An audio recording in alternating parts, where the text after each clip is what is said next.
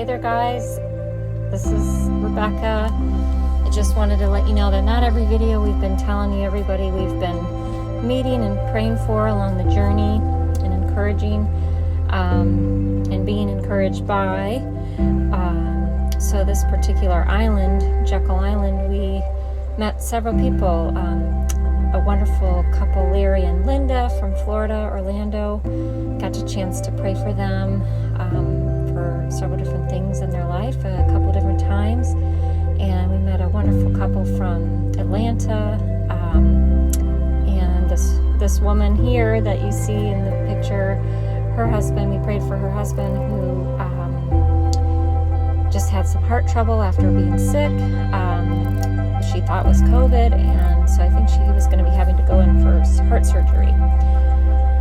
And, you know, we prayed for another man along the beach for his shoulder named Larry. And we met a couple people, Mary and Patty, at this pottery studio and prayed for them and their needs that they were dealing with. And got to pray for another woman, Beth, at the art museum.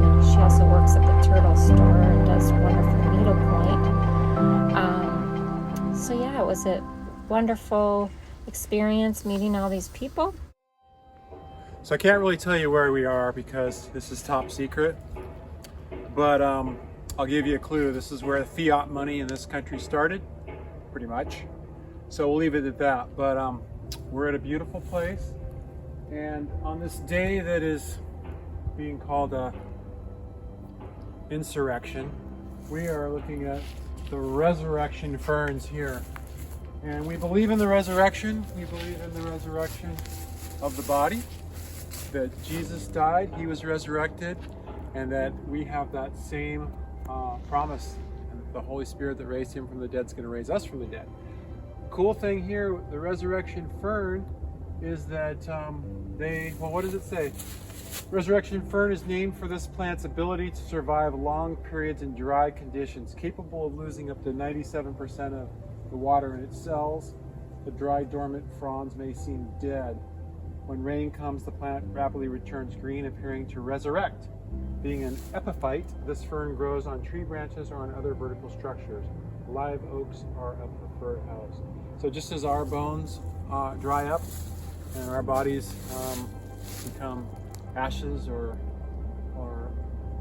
disappear into the earth, back to the dust, we will resurrect, and this is an example of that. Plus, it reminds me of my dad. Vern's going to be 93, and if it wasn't for his decision at 65 to follow Jesus and accept the gift of everlasting life and resurrection, he wouldn't be Resurrection Vern. So I like that.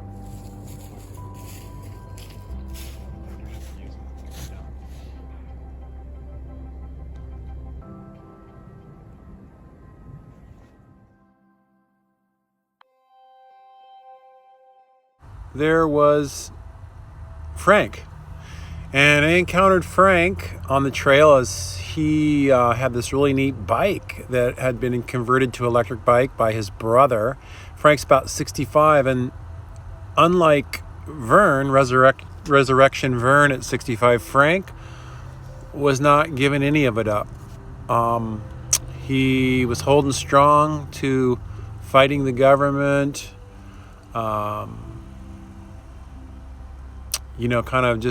kind of proud of his partying lifestyle of many years. And so I kind of challenged him on that and just, shared our own prideful walk in life and, things that we had thought were so fun at one time, but that God called us to something else, and how my dad had been called to realized that at a certain point, and actually at 65, at Frank's age, that he couldn't do everything in life, couldn't handle all of the problems that life brings, and that there is a coming to our knees moment that can happen if we're willing to surrender to the power of God in our lives and to recognize that we are walking in pride, kind of the original sin. So Frank and I kind of battled it out in I think, a respectful way for maybe 45 minutes. And I say battled it out. That's more just sharing stories and hearing each other. And it was neat, actually, to have that much dialogue with somebody who was clearly fighting God vigorously, and just try to speak into that, and just to, know it was either going to go really, really good or really, really bad. Because Frank's, a war veteran and tough guy, and could have just tied me into a pretzel knot, or he did the more gracious thing and kind of just, had dialogue with me, and that was really cool. And we had a good exchange at the end, and he gave us some information about where to get a hold of his brother if he wanted one of those bikes made. But mainly we were just wanting to hear his story and speak into him, and share Jesus with whoever we can, no matter where they're at.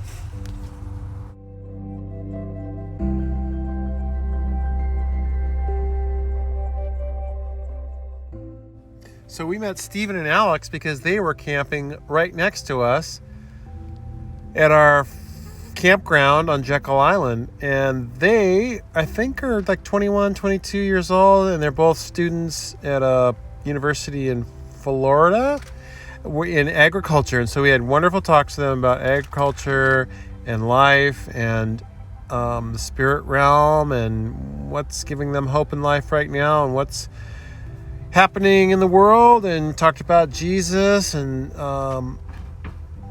Stephen had actually been raised in a Christian home, but she had not at all, so it was kind of a whole new conversation for her. Anyways, they were a cool young couple. He helped us out with our bikes, and we had lots of good talks with him and laughs, and just a beautiful connection together, and exchanged numbers. And I think they gave us some seed or something to grow. Yeah, he gave us actually a avocado seed straight from Cuba that his grandfather had brought over. Anyways, it was super cool.